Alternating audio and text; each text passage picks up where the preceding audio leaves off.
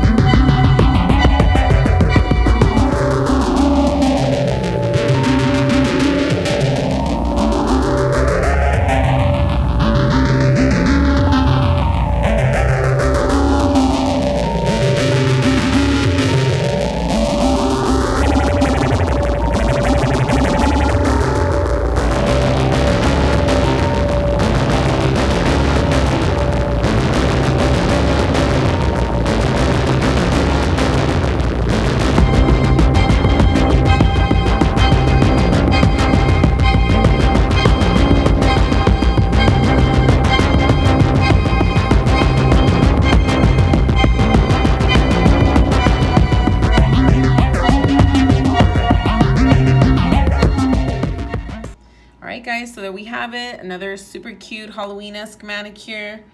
For those who don't want to take things too literal, super adorable. No, super witchy, super hot. I totally love it. Thanks everyone for tuning in, and I'll catch you guys on the next one.